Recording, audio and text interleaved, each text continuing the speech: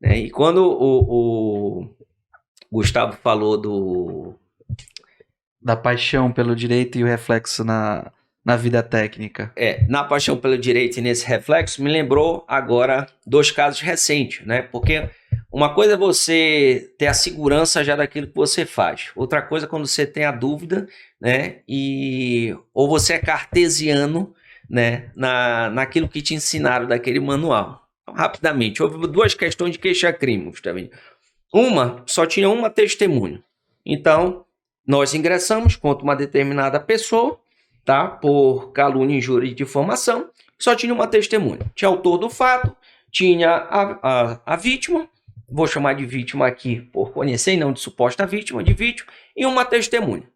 A testemunha da vítima fez o pior depoimento possível, entendeu? Para a própria vítima. A senhora escutou ele ser chamado de filho da P? Não me recordo. Não me recordo. E nesse dia, não lembro. O pior depoimento que possa ter. Veja, aí entra a questão prática do advogado, e entra o que você colocou. Não pode ser paixão, tem que ser razão. Então, se você fosse por paixão, vamos fazer o seguinte: apresenta as alegações dentro do prazo legal. Apresentando essas alegações, vai encaminhar para o magistrado. Ali estava muito claro, estava muito nítido que ia ser o quê? Absolvido por insuficiência de prova. Estava muito claro. E o que ia acontecer com a autora do fato que cometeu o crime? Né? Ia sair grande, né? Da audiência. E aí, qual foi a estratégia? Não apresenta as alegações finais dentro do prazo. Juiz manda intimar, apresentar as alegações. Não apresenta. E aí o que aconteceu, Gustavinho? Declara extinta a punibilidade por perempção. E disse que parou ali o processo, que não deu o impulso necessário. Então estava extinguindo. Ou seja, ela não saiu com a sentença absolutória que ela queria. Para sempre vai constar ela como autora do fato. Sim. E isso é o quê? A gente faz a análise ali, técnica da situação, né? A mesma coisa... Conhecer o material e o processual. Vai prescrever o crime, vai prescrever. Vamos fazer o quê? Faz ali, mesma situação, 2 testemunhas ruins e deixa prescrever. Porque crime prescrito, eu não tenho ali uma situação absolutória. Não vai ter nunca uma sentença absolvida, mas prescreveu. Sim. Que agora hoje, né, teve essa grande questão agora durante as eleições. O presidente Lula foi ou não foi absolvido? É engraçado, porque no caso do Lula o cara fala assim, ele foi absolvido ou não, ele foi inocentado. Não foi inocentado, mas não foi absolvido. Mas são 2 expressões diferentes. São 2 expressões, mas o caso do Lula, assim, alguns casos que não foram essa repressão, reconheceu a prescrição pela metade, por isso o Ministério Público não poderia mais oferecer a denúncia, mas o caso dele, antes disso, houve uma anulação.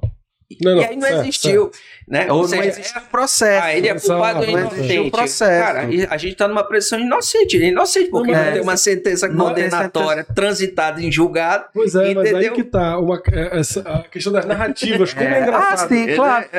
Mas essa questão da narrativa... Não, ele não foi absolvido, não, mas ele foi inocente. Então, são 2 questões diferentes. Quem acusa de que ele não foi absolvido. E quem defende que ele é inocente. E ele é as 2 coisas. Perfeito. Então, assim, você joga pro leigo o que eu acho curioso dessa situação, um falso debate, onde os 2 têm razão.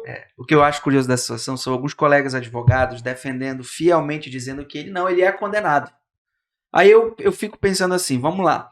Se tu és advogado de defesa, tu anula um processo, tu vai dizer pro teu cliente que tu anulou o processo ou tu vai dizer que ele é inocente? O que tu vai dizer pro teu cliente? Não, você está inocentado.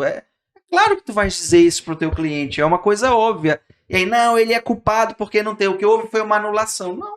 Assim, não existiu o processo porque foi anulado. Aí você mostra que o cara não conhece mesmo, assim, certo? Assim, os termos exatos. Mas o que eu fiquei mais chocado foi uma discussão onde um dizia que ele não tinha sido absolvido e o outro dizia que não, que ele é inocente. Aí eu fiquei olhando a discussão, rede social, eu fiquei olhando a discussão de 2 advogados discutindo a questão do presidente Lula, onde um acusava, contrário ao presidente, acusava de que ele não tinha sido absolvido e o outro acusando, afirmando que ele era inocente. Falei, cara, vocês dois têm razão. Na prática, porque de fato ele não foi absolvido. Vamos trazer para um caso real Mas hoje? ele é inocente. Vamos trazer para o caso real hoje? No sul do país, né? Você viu aí essa fatalidade, o garoto, essa tragédia, vamos poder chamar de crime, porque é menor, né, de idade. Acompanharam hoje, Sim, né? no Espírito Santo. Ingressou no Espírito Santo, matou 3 pessoas e feriu, salvo engano, 5 até a última situação que eu tive conhecimento. E aí vem exatamente isso, né? Por que eu tô puxando isso? Porque vem um comentário da rede social e fala assim, ó, tá vendo? Se tivesse um professor armado, tinha dado um tiro e tinha matado o cara.